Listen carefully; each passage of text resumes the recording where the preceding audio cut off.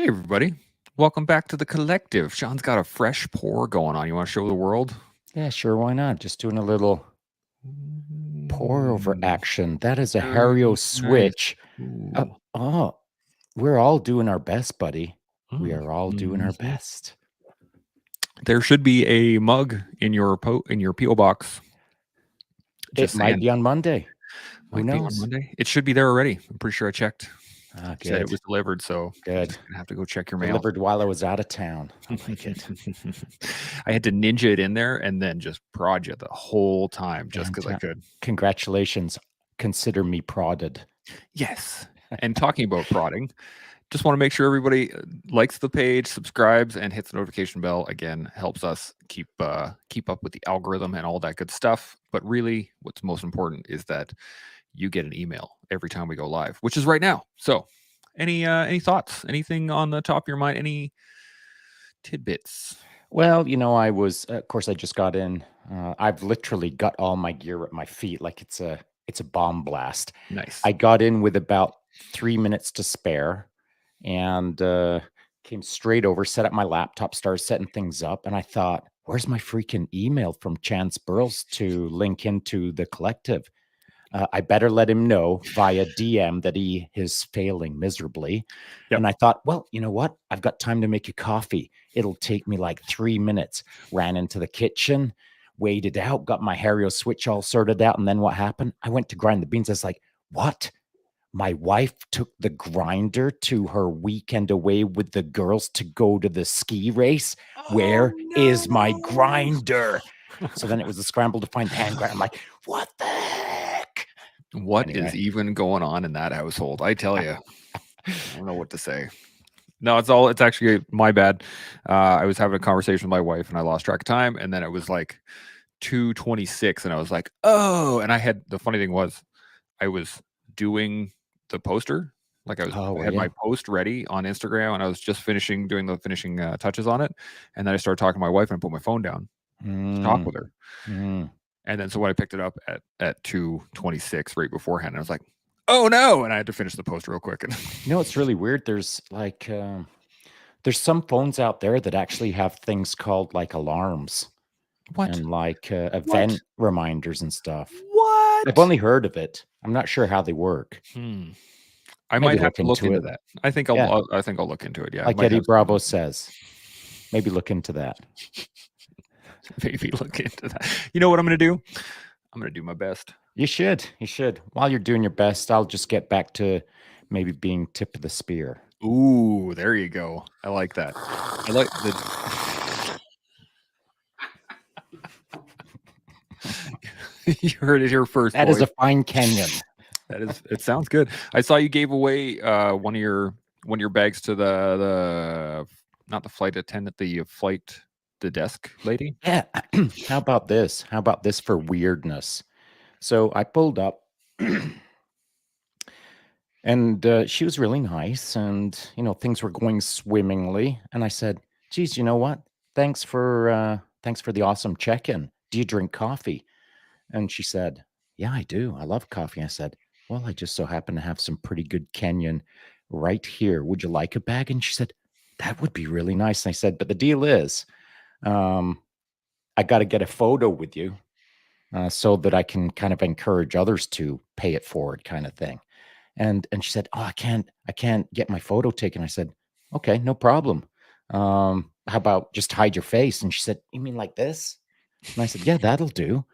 And so I took a photo, gave her a bag, and she's like, thanks. See you later. So I get up. I'm going through security, and just as I'm handing my check-in, my seat pass, I hear on the microphone, is there a Mr. Taylor? Could Mr. Taylor report to the desk? And I look at the person at the desk and I said, that'd be me. And he and her both come over and say, could you just step off to the side, Mr. Taylor? I'm like, sure can. And one of the gate agents says, did you take a photo of someone at the check-in counter? And I said, yeah, I did. And she said, would you mind deleting that? And I said, why?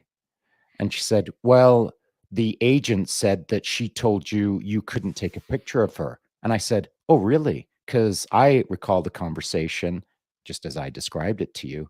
And she said, well, no, she wants that photo deleted now. And I said, well, that wasn't her attitude when I was handing her a free bag of coffee. Yeah. And she said, oh, you gave her a free bag of coffee? And I said, do you still need me to delete this? And she said, can I see the photo? I showed it to her.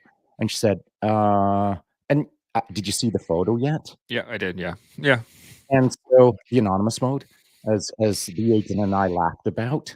And I said, so as I delete this, let's just look at each other in the eye and realize that that is not cool.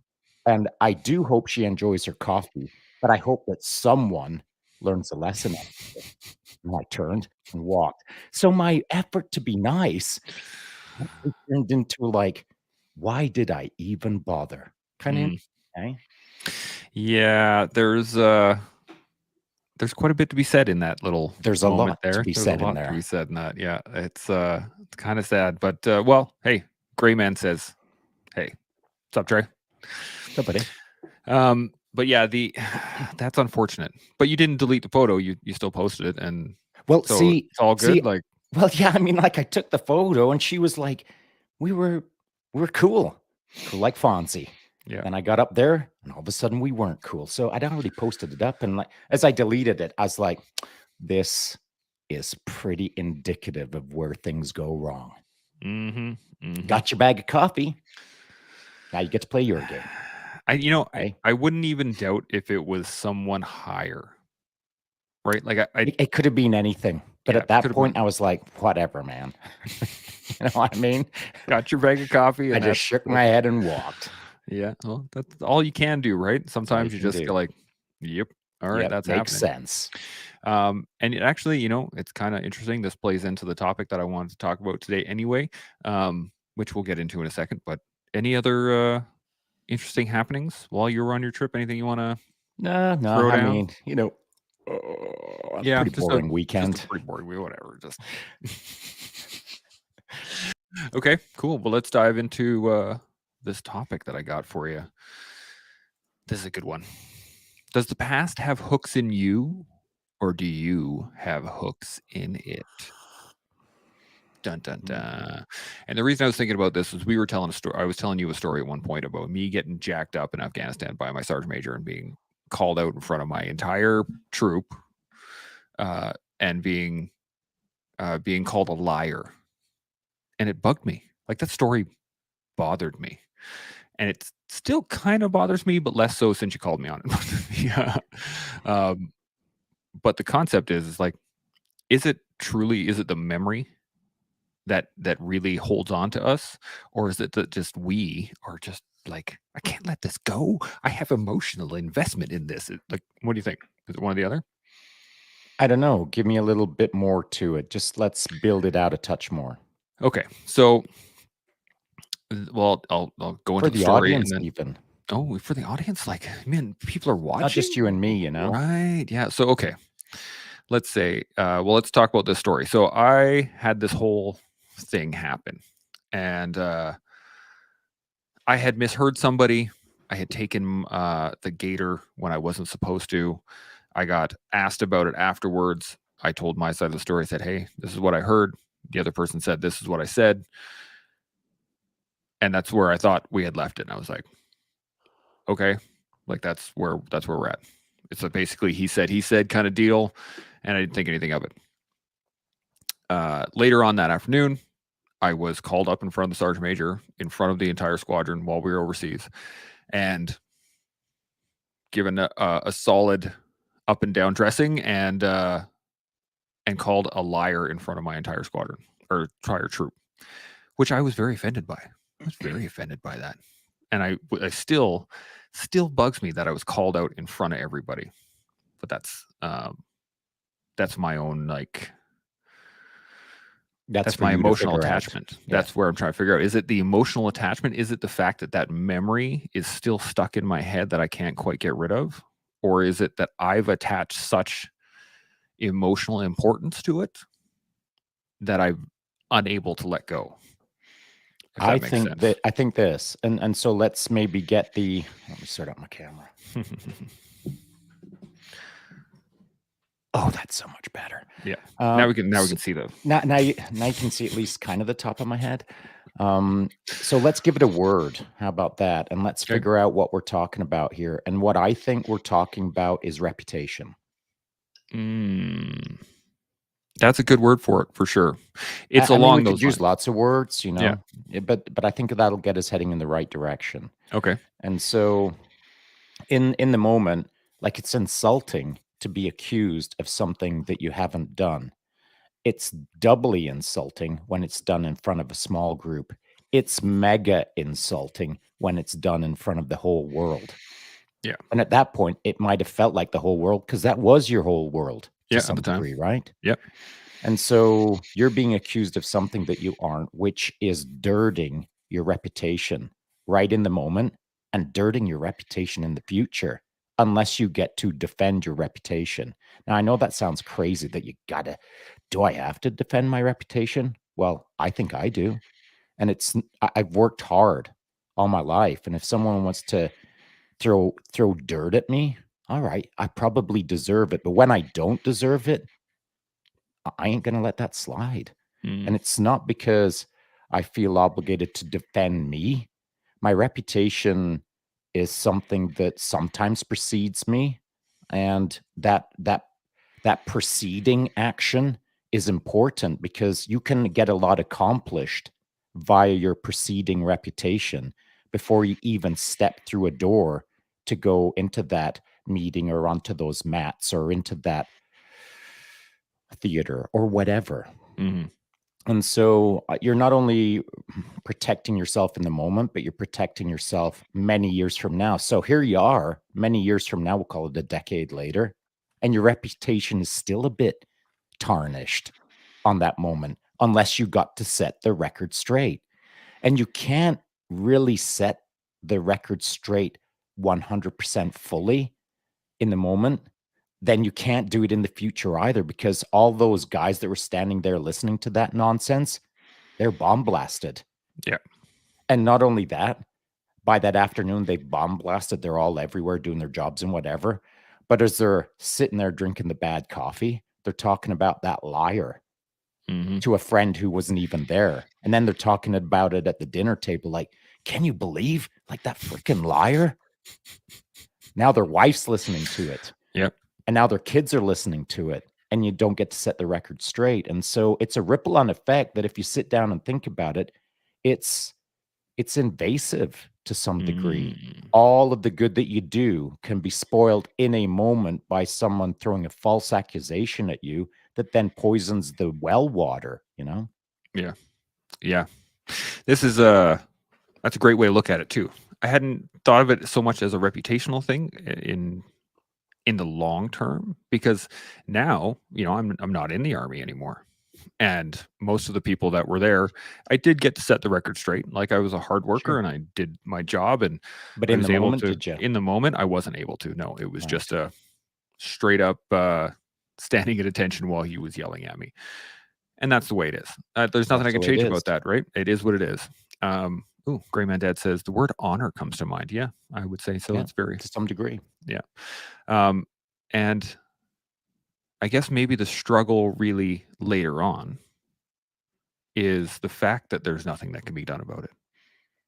Is the fact, like, it's just there, it's out there, it happened, and it was without any sort of reciprocity, if you know what I mean. Yeah, it was a one-way street. Yeah. So what do we do? Where do we go from here? How do we climb out of this hole? And now here's a better question. By we, you mean you. By me, yeah. But I mean, other people as well. There's the All right. people Oh, can learn from this, okay. right? The rest of the Yeah, fair community. enough. Yeah, you did establish that. So let's think about it this way. Is it a hole that I dug myself to then get out of? Or is this, I guess it's not really an ambush, because I did set myself up for It by doesn't being a bit of matter, a jerk. does Doesn't it? really You matter. were in a No. hole. That's right. Doesn't I'm in a matter if hole. you That's tripped a good in it, point. someone threw you in it, someone, like, whatever. Doesn't matter. Elevator up, transporter beam up. Doesn't matter. Yeah, that's You're a in great a point. hole. I'm in a hole. So how do we climb out? Yeah, that's a good question. So, you know, the For me, well, it's different for everyone, and it's different on your personality and what your expectations are of how to set the record straight and at what velocity and the intensity of the accusation. Like if he'd have stepped Mm, up on you, called you to attention, say you murdered his dog, but he doesn't own a dog, you can look that guy in the eye and say, "Sir, have you lost your freaking mind? yeah. All due respect." So, it depends on what the accusation is, and it depends on how quickly you have to remedy the nonsense. Where Mm, it becomes tricky is the half truth of, well, he said. And yeah. so it never should have come to that. He never should have called you in front of the troop. It should have been resolved before anyone knew anything about it. You know what I'm saying? Absolutely. That would be the ideal situation, right? If perhaps I had been brought in front of the sergeant major in an enclosed environment going, okay, so what exactly happened? Oh no, what I'm suggesting is it never gets to a sergeant major. It gets Mm, sorted out before it goes any further than 2 people or 3 people or whatever. that's true. Section commander could have engaged that immediately for sure. Correct. Mm. So then, And why didn't they? Is it because not your reputation? Is it because the way that you were working with your section commander up to that point wasn't a two-way dialogue, a two-way street? You hadn't formed a relationship with him that you could have those kind of discussions. You hadn't earned his respect, et cetera, et cetera. You know what I'm saying? yeah, I'd say that was maybe partially accurate. Well, And what I is say it then? I say partially accurate because there was it wasn't so much that him and I didn't come to an agreement or him and I didn't come to um, some sort of mutual respect. Was I believe throughout that tour, I was slowly losing respect for him, Well, and then you got that what you came out in my deserved. actions. And yeah, that's exactly it, 100%. I So, guess. to set the record straight, then before anyone thinks about how to do it better, you've got to think about how to do it better before you do it better. Mm, that's a great way to. This is a. Oh, I like this. So instead of thinking about the incident in and of itself, we have to Get come up get with to the the root understanding of cause. why that incident happened to begin with. It never had to, all right? Indeed, And just think indeed. about it. Think about it. So, if what is going on with my I've been watching it super I slow, know, dude. dripping, and It's it's funny. getting mission creep. The hilarious part of it is that you have the maps behind you, Yeah, and so I've been I'm watching watching it it. move And along me the. too. Me too. I'm staying target locked on you, but I see It's out of the pretty funny. periphery. I know it's hilarious. Um, yeah, So, think about it for a second. yep. Let's pretend that I'm your section commander Hmm. and you know me well enough, you know my ways. It would have never come to this ever. It would have never come to in front of a sergeant major. It never would have come to in front of your troop because you and I are going to sort it out. And Hmm. here's how we're going to sort it out. In pretty short order, if you're going to work for me, you're going to know what I'm all about. And you're going to know your constraints, your boundaries, the trajectory that I expect from you. And you'll meet those expectations or there'll be consequences. So if you want to Hmm. be a clown, you're going to be standing in front of someone regretting that you're a clown. But if you want to do a good job and if you want to be respectful and you want to stay in a two-way dialogue with to get some respect from your chain of command, you've got to do it well right from the get-go. You can't step in on day one and put your foot through the door and say, I'm here to take care of business and you'll do it my way. What was that, private? Hmm. So, if if if you show up and do your job well and meet all of the righteous expectations of you, it will never come to you standing in front of someone on a parade square in front of a brigade and being called a liar. That was an outcome of someone not liking you. That's a great point. I like that a lot. And as such, it left an imprint in my memory based off the fact that I guess, in the subconscious mind, or maybe in the autonomous mind, I knew I deserved it to a You degree. did. Yeah. And that's probably what bugged me most of all, was the fact that I knew I deserved it. I got what I deserved, You did. but I was upset in the way in which I got it. Yeah. And Because therefore, it I guess. stung. The consequences are supposed to sting, Chance Burles. What? I thought they were supposed to be all sunshine and rainbows Yeah, and make me feel good. kumbaya. Yeah, exactly. Oh, here's your 10th chance to do it right again. Yes, my 10th chance. Excellent. Be pretty good having 10 chances around, I gotta say. I'm pretty amazing. But I mean, what do you think about all that? I think it's an accurate assessment. And I was reading this line again. Does the past have hooks in you, or do you have hooks in it? And really, I think it is the fact that I have held on to this as well. But I think there's a lot of people that hold on to these slights, these insults, these consequences to the actions that they've taken, and then use them. I guess I'm trying to think of how I've been using this, maybe as Their a fault. little. Yeah, there you go. It's an out. It is always. I like that. Until That's you right. see the clarity of the moment, or until some goofy old guy who used to be a warrant officer kind of tells you how the program is. I'm good with it. It's not just me, though, right? This is No, dude, it isn't. In fact, the only way I can even begin to put these sentences together, because I was you once. You know what I mean? Mhm. Like, I didn't understand the game when I first got in the game. Have I not mentioned that I was the Ferrari of potato peelers? Yes, you've said it a couple of times. Yeah, I've been barked at in front of a few people. yeah.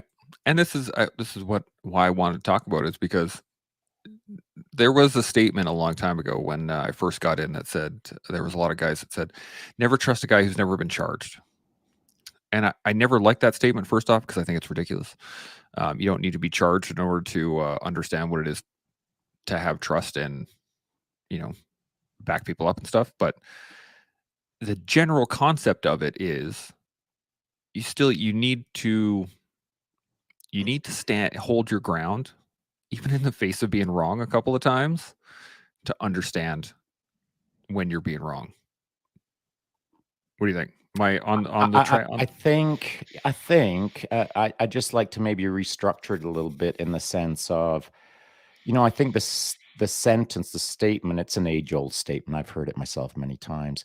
I think in the spirit of it, there's a certain amount of truth to it. But really what I think it's suggesting is that you've got to make such a mistake that there are consequential outcomes that are steep enough that it is a massive corrective moment for you, where you get to face the error of your ways and choose left or right.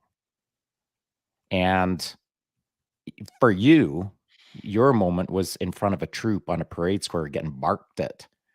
And for others, it's way worse than that. And for others, it's way less than that. But it's not about if it was in front of a troop, or if it was in front of the entire planet, or if it was just in front of one person. It's how the person who's getting barked at feels about the moment.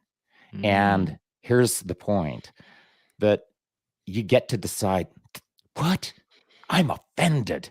I'm manufacturing some offense in this moment, and I'm going to hold on to that forever, because it wasn't me. I didn't drive that thing. It was my spirit animal that drove it. I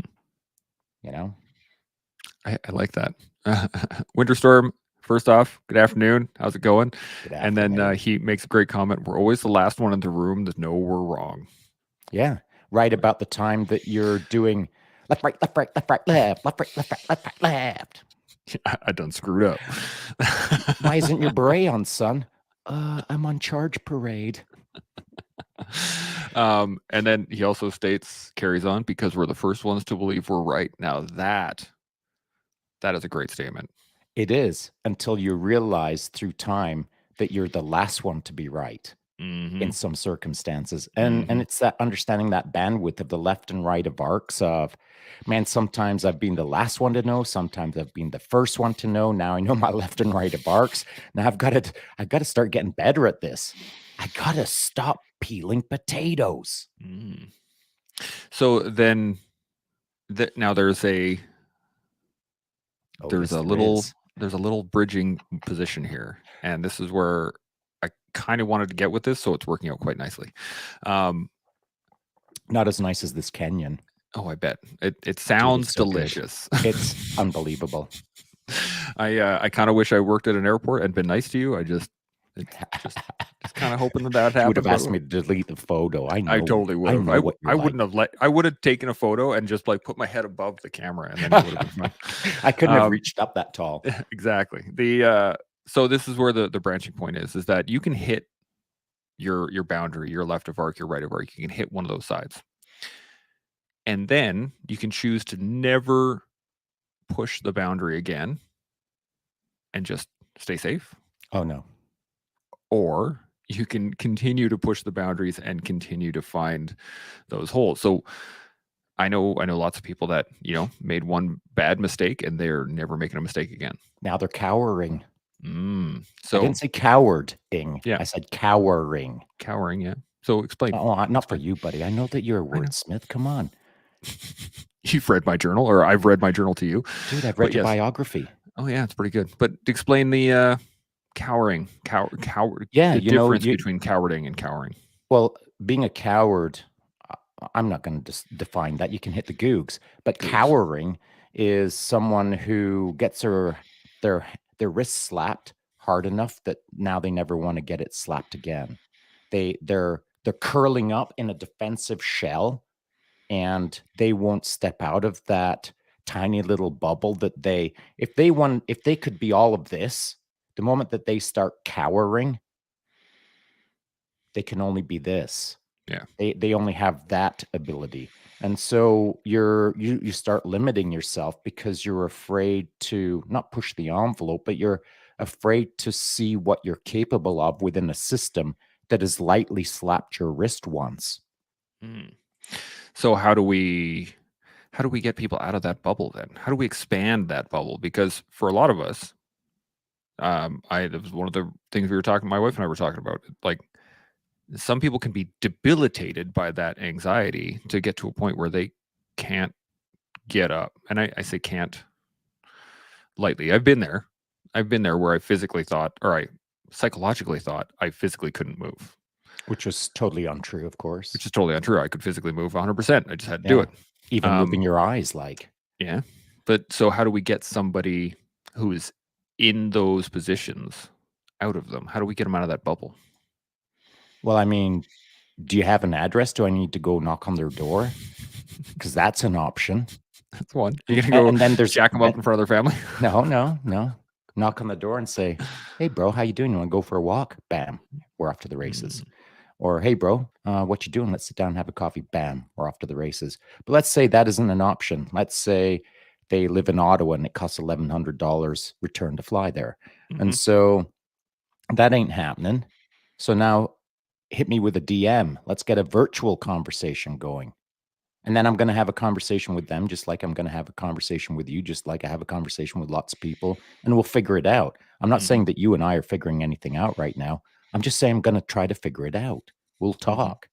And if they don't want to do that, then perhaps it's for someone within that small subunit that's wrapped around that person who's struggling, wife, daughter, son, husband, next door neighbor, principal, whatever, reaches out and says to someone who's got their head in the game, "Hey, do you think you could give this guy or girl a hand?" And so if no one's reaching out on their behalf to someone who might be able to help, what's left? What's left? If they're not reaching out, if you're not showing up at there to reach out to them, and if their associates aren't reaching out, now it's just a void. Now it's actually not happening. Now there's just someone in their house stewing about how someone yelled at them once. And so and so then it manifests. maybe like it did in you, that a tiny little wrist slap got turned into someone cut your throat in front of the entire world, your reputation throat. And because you didn't empower yourself to adjust that moment, because you didn't empower yourself in the days to follow to adjust that moment. Because listen, within 30 minutes of getting barked at, you could have walked right up to the sergeant major's office, knocked on the door and said, "Sir, I'd like to have a word with you." And he might have said, "Get out of here, Burles." All right, you try again tomorrow. But it's your job to set the record straight, not shrug your shoulders, take the throat cut, and then put your head down, get super bitter, and pretend that you're working really hard to establish your reputation. It's hard to get 100% righteous again when you know that you've got that evil monkey hanging on your back, the throat cutting of yesterday. I can freaking guarantee you that within 24 hours, you had adjusted your mindset to, "I'm out of here." And if it wasn't as extreme as that, you were like, "What am I doing here?" And if it wasn't as extreme as that, it would have been, "Screw that guy." And if it hadn't been as extreme as that, it would have been, "Whatever. Insert ... screw you." Yeah. But it ain't about screw you, because that ain't going to change anything. It's about you screwed yourself. And then you've got to unscrew yourself. And the only way to unscrew yourself is to face up to the moment and do something about it with the person who tried cutting your throat. Otherwise, I like I that a mean, lot. that dude for the rest of his life is giving you the stink eye. Yeah. I mean, did he ever stop giving you the stink eye? I never really saw him again. That's even worse. Yeah. So we got home, and That's then hard on your head. I believe he got posted, and then eventually he died before I ever saw him again. So it was just one of those things, like, there, living rent free in my house. All kinds of rent free. And the worst part is, not only are you paying rent, you're also paying utilities up in there as well. And those are expensive nowadays. They are expensive. Oh boy. Yeah. Well, that's this is a great angle too, because the real challenge in moving forward is, is letting go of that past. Is that, but the challenge I find in that is that the past is how we build part of the future. Or let me rephrase that. Our present is how we build our future. But we remember the past as if it was the present and try to utilize the past in order to build a future. And then we get all kinds of locked up because I don't we're work that way. No, that's not how I work. That's not how I think. How I think is along these lines. The past has created my present. My present will build the future. My past has no bearing on today other than it made me who I am. I don't need to live in the past. I just need to live now. And presto changeo. Anything else is just a pile of nonsense, in my opinion. But, other people run their programs differently. And I'm not saying my way is the best way. It's just a way. But I don't think there's much value in wallowing in the toxic stew of, "That one time that guy yelled at me." Where's that guy now? He is 6 feet under the ground at the moment. So that's doesn't really matter now. One of the things one of the things we were talking about earlier was the fact that we were talking about judgments as well. It was an interesting conversation we had. And that there's kind of a statement that people don't judge other people. And that I was like, that's ridiculous. Everybody judges everybody in the moment all the time. And constantly you're judging everything you see all the time. Judging is I've rephrased it as this.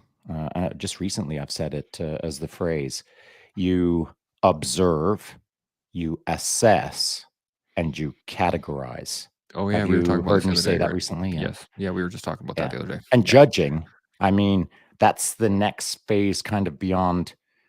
If you don't categorize, or if you do categorize, you can then turn into judging. Or if you remove the categorizing part, it can be observe, assess, and judge. Yeah. And that's not the ideal way to do it, of course.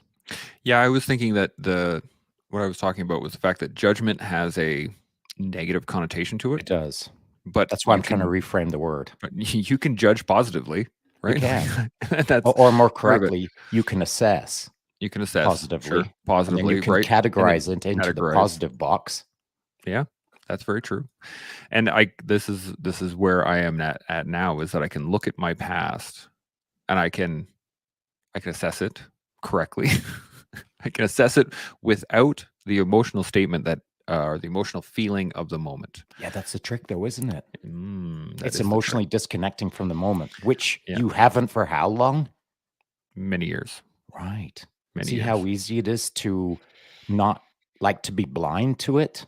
Like to be blind to your own emotional attachment to a non-moment almost, in the grand scheme of things, really. Yeah. It's not like he kicked you in the shin. Yeah. I've taken It's more. not I've like taken. it's not like he sent you to standard detention barracks in Edmonton and you're on bread and water for a year. It wasn't that bad. It was your reputation, but doesn't reputation sting? Oh, it stings. It It's does. insinuate in not It is insidious. insidious. Insidious. Yeah. Thank you. And that's Which is part different than incestuous. very different. Very different. That's a very good clarification. Winter Storm's got a nice little comment here. Who do you want to be, though? The person who touches the stovetop and gets burnt and touches it again? Or the one who sees it's hot but thinks this time, it won't hurt, and then never touches it again? And I like that. But the because there's that we were just talking about that you can just recede into your shell and then never ever reach for that again. Yeah, that's called mediocrity. Mediocrity. So, well, here's a question: is it that bad? Yeah. In my world, it is. Yeah. It's literally the thing that it's not that I despise it. That's a really strong word, but it's something that I actively hate. Hate is such a strong word as well. The two strongest words you can come up with. Despise. Hate. How about I go with this? Mediocrity is something I don't care for. Okay. In myself. Yeah. And I also don't care for it in others because that is insidious. The moment that we as a society start embracing mediocrity, then it's normalized. And then it's the thing where nobody has any higher expectations of themselves. Here, let me draw a quick comparison. This weekend, both days, both evenings, particularly last night at the big event, the big ball, the big fancy dress ball, meeting people, old friends, new friends, blah, blah, blah, whatever. Some of the people that were there were like, not even of this planet. They were so massively overachieving in life that it made me feel like an underperformer. I was starting to like, am I mediocre? Have I not pushed a hard enough velocity? Am I currently underachieving? Because I mean, so here's to my point. How do you define mediocrity? You'll never understand mediocrity if you're surrounded by mediocrity. You just think you're good to go. And so until you get in a room full of people who make you blink 3 times and think, "Oh, I'm pretty mediocre." That's when you start realizing the delta, the difference between mediocrity and really kicking ass, whatever that means to anyone out there. And hey, mediocrity is comfortable, I'm sure, but I ain't into that comfort, and nor should anyone else be. We've talked about it lots of times. Get out of the comfort zone, go get some anti-fragility into your system, and start seeing what you're capable of. Go achieve whatever that means to you. And if you don't have that ideal locked into your peanut about what could I actually accomplish on this planet if I really try my best to be or do or think or execute to the best of my ability? I mean, I've just seen too many people become amazing because they wanted to see their best, because I wanted to see their best. And through encouraging them to do more, be more, help more, I've seen people turn like double their abilities. And I think everyone can, but no one will if they think they're an ass kicker with their Dorito slippers on. You know what I mean? You at one point you probably thought you were like a mega ass kicker, Oh yeah, I thought it was like in awesome. grade 6 Yeah, or grade 10 yeah. or your 4th year in the army or whatever. You probably thought you were special operations at one time Oh yeah, I in thought it was basic fucking awesome. training. Yeah, Yep, dude. I was awesome. Look at you fold sheets. I'm gonna fold the crap out of these I'm sheets. gonna special operations these socks all day long. Okay, well, let's now. This is I've heard. I've done this before. Tried to get people to hey, look at what you're capable of. What if they don't think they're worth it? Well, everyone is. It's for That's you what to find someone who lets you know that you are, which is literally what I'm doing right now, by the way, for the last minute of my dialogue. But it's just that it's not said often enough. Mm, I don't want to be the guy who's saying this because I know for some people, I'll come across as too direct, too mean, too whatever. But this is how I coach. Any athlete that I've ever coached who showed up to me, and when I blink and look at them in the eye, I'm like, oh, I'm going to double you. And either they know it then or they don't know it then. It doesn't matter to me. It's my job to introduce them to the idea, not that they're mediocre. It's my job to introduce them to the idea that you don't even know how much ass you can kick yet. Let's go find that out for you. And then mhm. in a team like fashion, them and me, the two of us will figure out the best path forward for them to become their own little world champion in whatever it is that they want to become. And by world champion, I don't mean on the podium. What I Yeah, mean is in their world, yeah, whatever their world is. yeah. That's a. I think a lot of it has to do with the fact that we internalize a lot of this, and it's so rarely externalized, so rarely discussed, so rarely talked about directly out in the open that it can be challenging for people to even bring up the words, It's true. let alone actively go against them. And the other part is that, people are like, I'm not saying me, I'm not scared to say these things. But there are people who are scared to look at someone in the eye and say, "Are you kidding me right now? You better pick up the pace and double yourself this Mhm. year, and we're gonna do that together." So, there's not too many people that feel pretty comfortable doing that. And sometimes, like I've said it, my way is my way, and sometimes I'm not right for everyone. But if someone really wants to change their life, I'll help them do it. But it is no easy gig. You don't get to pull up in front of me and say, "Hey, Shaun, I want to be awesome." And then all of a sudden, there's a package from Amazon that shows up on your front doorstep and it's a dozen roses. We Awesome. ain't dating. We ain't holding hands. What we're actually doing is we're going to kick some ass. Most Mhm. of it is going to be yours, and some of it is going to be other people that you're going to kick. But eventually, you'll turn into an ass kicker. And then my ask of you a year, 2 years, 10 years later is, hey, bro, here's the deal.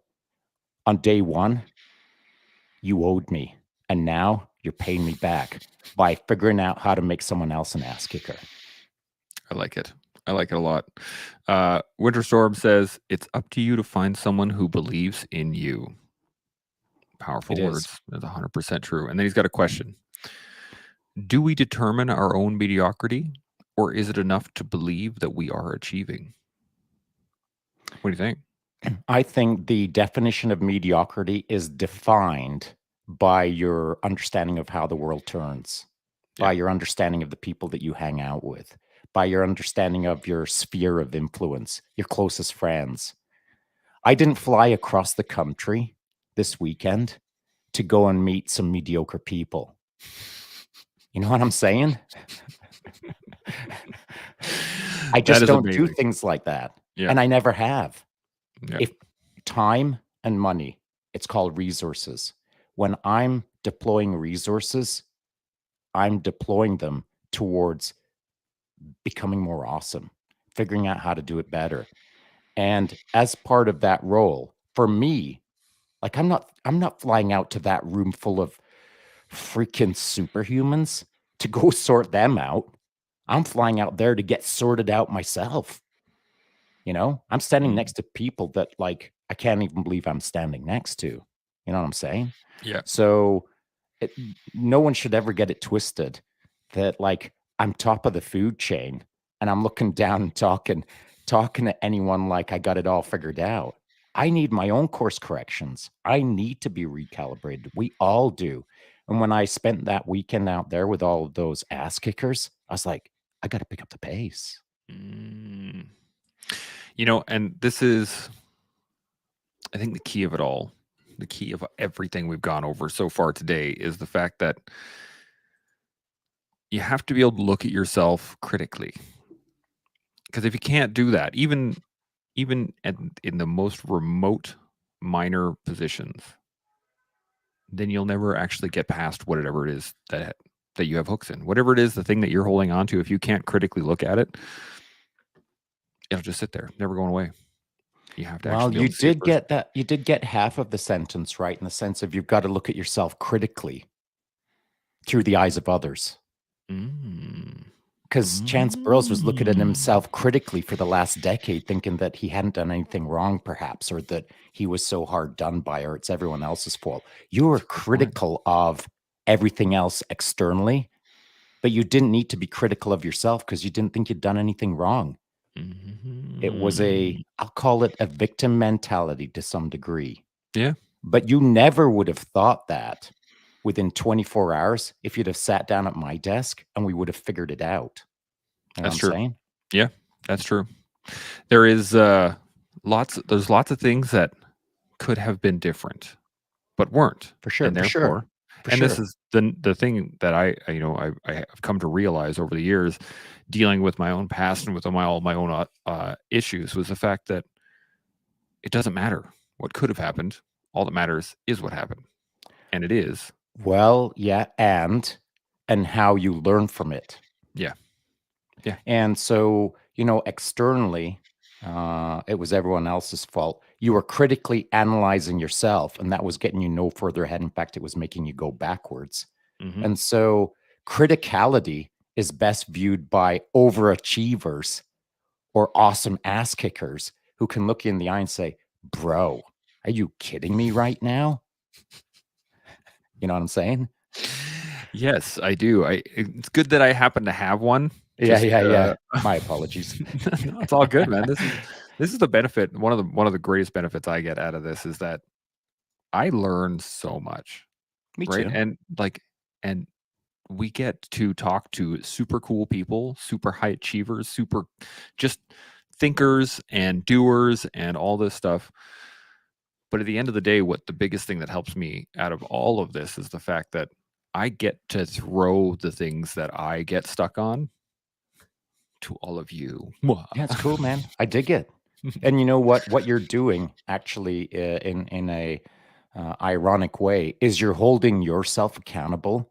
You're critically analyzing your performance by trying to figure out how to better perform by saying that, well, someone else's fault. And then we get to work through this process. And then at the end of the day, we both shrug our shoulders and say, yeah, you could have done better. And here's how you could have done it. And presto changeo, doing better. Mhm. But the dialogue never occurs, or it didn't occur back in the day. No. And I don't know about, I don't know how therapy works nowadays. I don't know what therapists are saying, but I'm not sure if there's too many therapists who are out there saying, "Bro, are you kidding me right now?" You know what I'm saying? I would love to go to a therapist and have them be like, Yeah. seriously? And do you know why that wouldn't work for you? Any ideas why that wouldn't work? Well, I think it would work for me. I don't think it would. I think it wouldn't work for a lot of other people. No, I don't think it would work for you either. You don't think it would work for me? Maybe perhaps because they are not the achiever that I would hold myself to a standard of. Because you don't respect them enough. Hmm. And what Yeah. you're looking for is respect. And you'll never be able to get the respect for yourself in the moment if someone isn't going to hold you accountable enough. If you don't respect someone enough to hold you accountable enough that you can go back and look at that respectful moment and figure out that you did it wrong and then move forward doing it right. What therapist in the world is going to like look at you in the eye and say, "Bro, are you kidding me right now?" And what you're then going to do is you're going to mentally check out. Yep. And at the end of the session, you're on your phone looking for New therapist. number 33 therapist. Number 32 didn't work out. That's a great point. That is a great point. And am I wrong? I don't know. If I'm wrong, let me know. It really depends on your therapist, first off, because you got to find that right balance. Like my therapist, I enjoy our sessions nowadays, but at the beginning, there were a lot of those. She was holding me accountable, not in the same way, but she was holding me accountable to my own self-image, which allowed me to start seeing.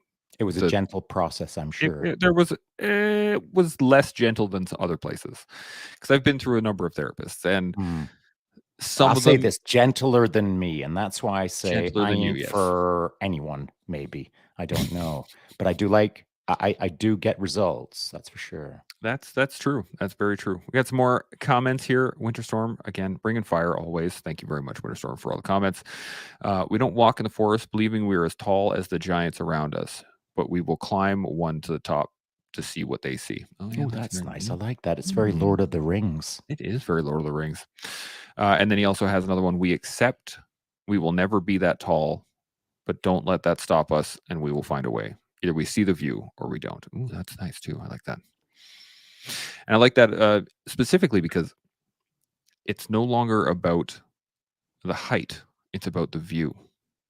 I disagree, though. No? No. I mean, you can't see a view if you're in the prone position. True.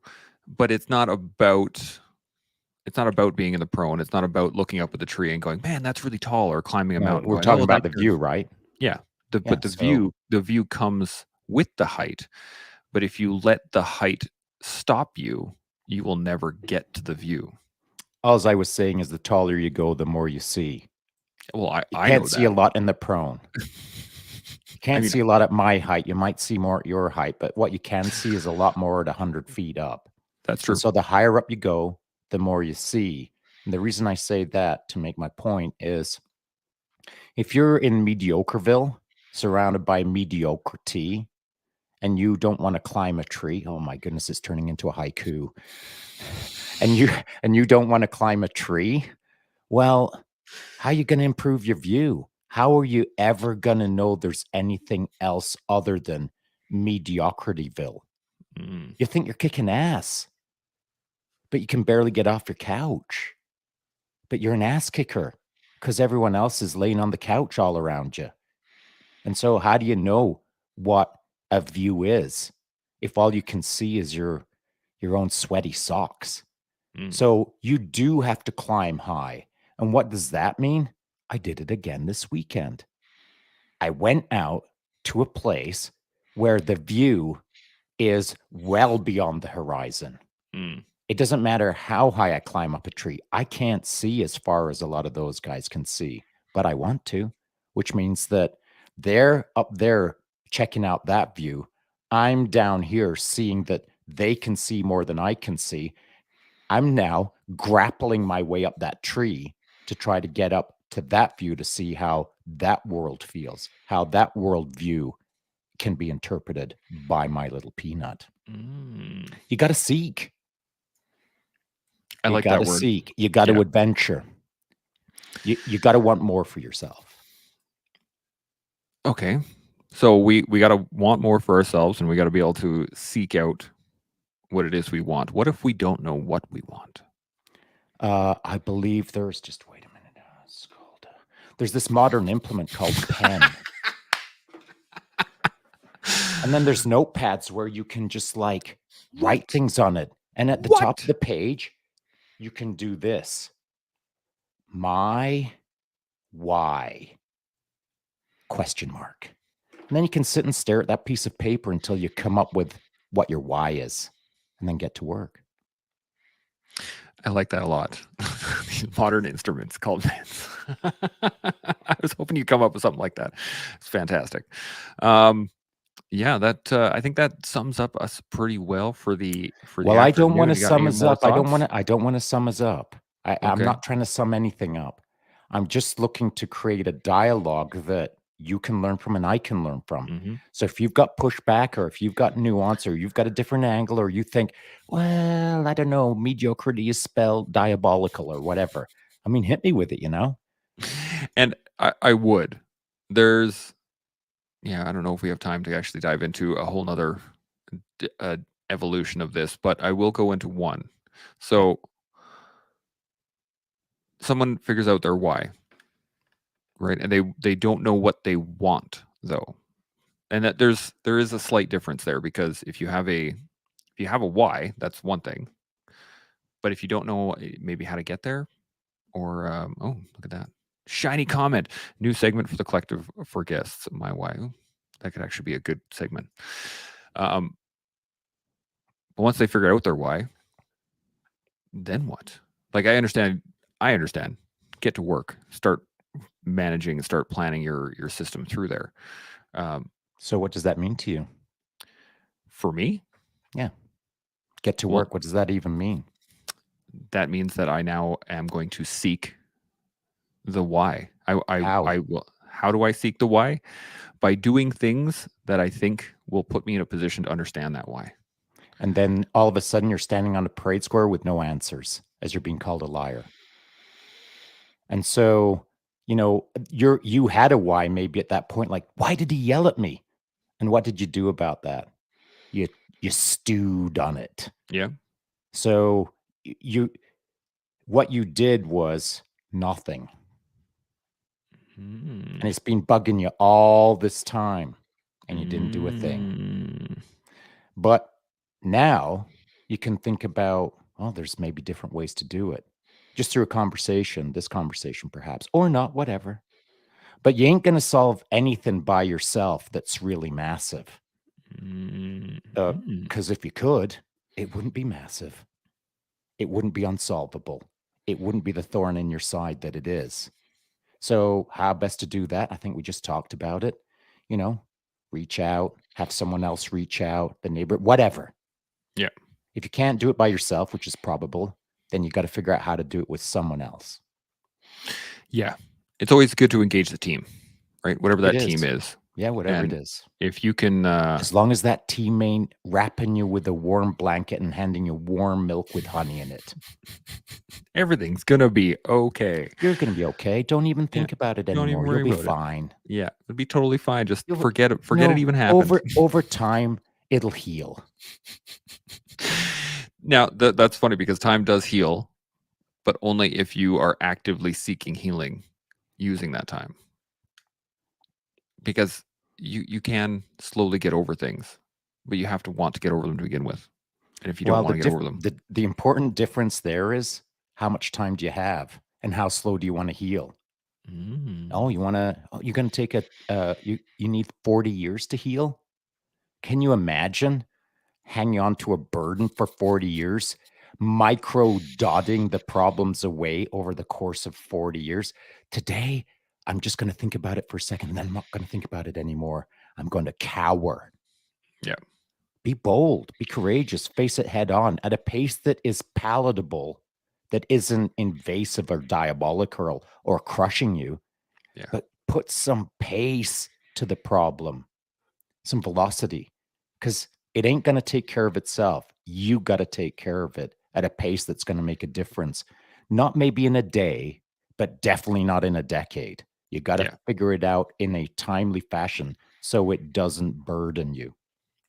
Yeah, and I mean, we've talked about this before, but and I mentioned a couple times that my granddad spent 70 plus years not talking about the war at all, in any way whatsoever, and it ate him alive over time. And we all saw it. We wish we could have helped him. Wish we could have saw stuff, but it'll eat you alive if you let it. How would you have helped him? You don't know how to help yourself sometimes. You know what I'm saying? Absolutely. Because no one talks like this.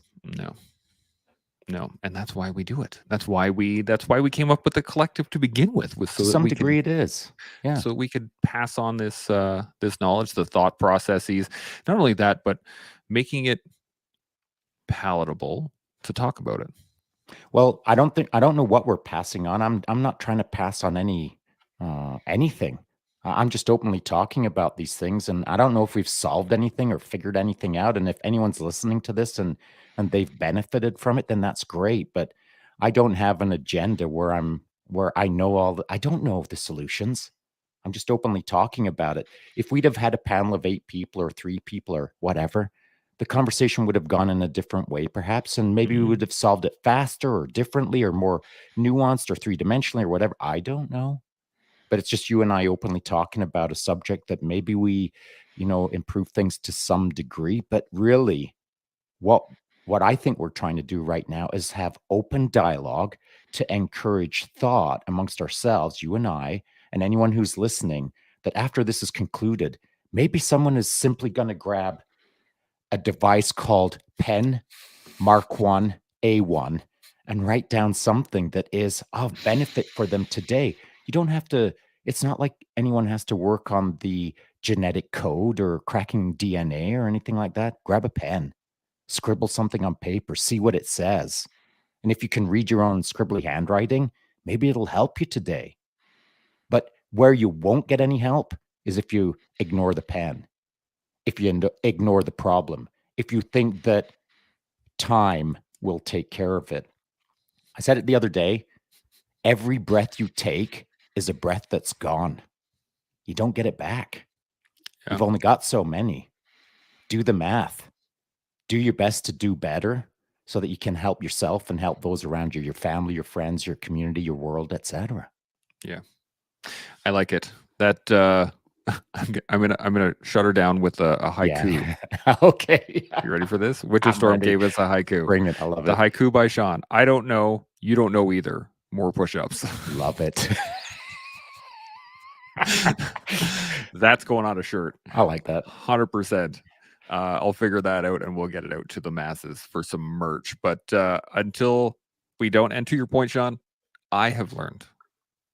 And I don't mean that in just the fact that I'm going to use it as a segue into my final speech here, but I've learned quite a bit. I'm going to take what I now understand and apply it to my life and see how that works. And I think everybody out there can do the same.